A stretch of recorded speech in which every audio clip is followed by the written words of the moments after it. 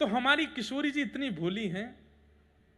एक बार सब सखीन ने ठाकुर जी किशोरी जी को बैठा लियो और सब सखियां किशोरी जी को समझा रही हैं कि हे श्यामाजू, बहुत सुंदर लीला है, ध्यान से सुनियो। आपने एक चतुराई लाओ अपने अंदर। किशोरी जी बोली काय को?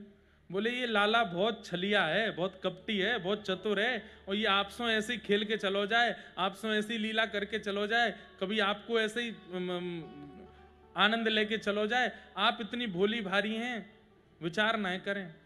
एक बार कहा भयो, किशोरी जी को ठाकुर जी लेकर के गए। सब लोग इधर देखो, ध्यान से सुनो और सुनिए। अगर एकाध को झोंके आ जाते हैं ना, तो आपको तो पता चल जाती बगल वाला झोंका ले रहा है, तो नहीं मारा करो जोर से, आपको उसका फल मिलेगा कि भाई स्वयं तो सुन ही रहे थे, उसको भी सुनवा रहे थे। बोले घर में जाके सोइयो यार, कथा चल रही है, सुन ले। एक बार ठाकुर जी किशोरी जी से बोले, हे किशोरी जी, हमारे नंदगाम के बगीचा में खूब सुंदर आम लगे, आप आओ।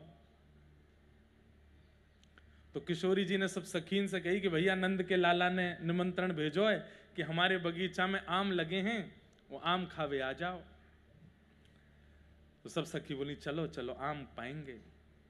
और सब सखीन के संग किशोरी जी आ गई। पर हमारे ठाकुर जी इतने उद्यमी हैं, खुद के बगीचा में नहीं लगे थे आम, दूसरे के बगीचा में लगे थे। और वो दूसरा भी इतना चिड़ोकला और इतना हठीला कि उसके बगीचा कोई आम ले जाए तो वो पीछे डंडा लेके भागता था। किशोरी जी आ गई सब सखीन के संग। तो ठाकुर जी बोले आओ आओ आओ, हरी श्यामाजू, हमारो नंदगाम पवित्र कर दियो आपने आए करके, चलो जेरो सामने बगीचो, चलें यही में आम पावेंगे। किशोरी जी बोली आपको ही है?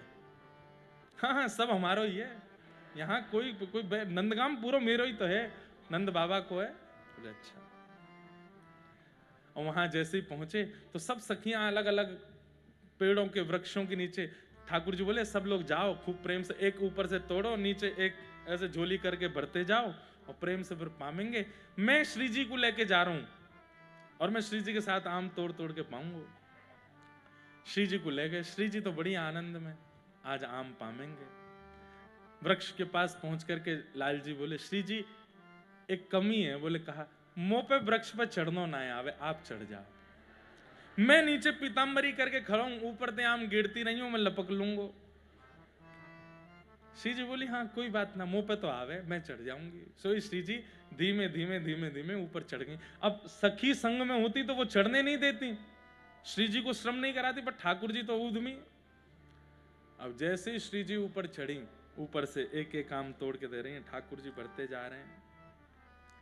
ठाकुर जी बोले नहीं अपनो परिचय तो करा दूं मैं कैसा हूं।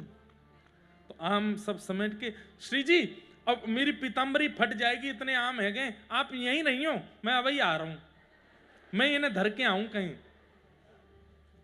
श्री जी बोले ठीक है। दौड़ के बाहर गए, मधुमंगल तक स्वापी खोल, स्वापी में धर के बोले लेके भाग जाए ना। वो तू कहा कर गोल, मैं अभी आऊं। तो जो माली था बगीचा का, उसके पास ठाकुर जी गए। बोले कैसो माली है, तेरे रहते हुए देख चोरी चल रही है, सबरी चढ़ी हुई है पेड़न पे। माली बोलो कहां है? बोले देख बरसाने ते आई है चोरी करवे। और बताए कि ठाकुर जी तो भाज गए वहां। अब वो माली आयो डंडा लेके, शर्म नहीं आवे, बड़े गोप की छोरी है करके चोरी कर रही है आम की। अरे हम चोरी ना कर रही, जाको बगीचा है वाने निमंत्रण दियो हमें।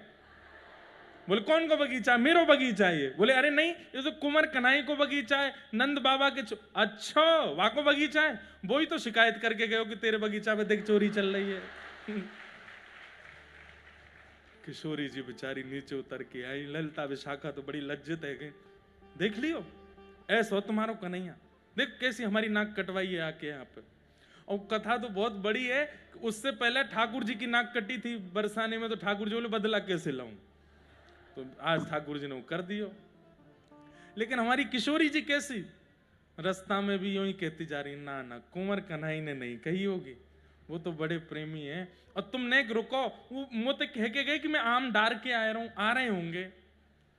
तब ललिता विशाखा जी कहती कितनी भोली हो आप, कितनी सीधी हो आप, हे श्यामाजू कैसी करुणामयी हो आप।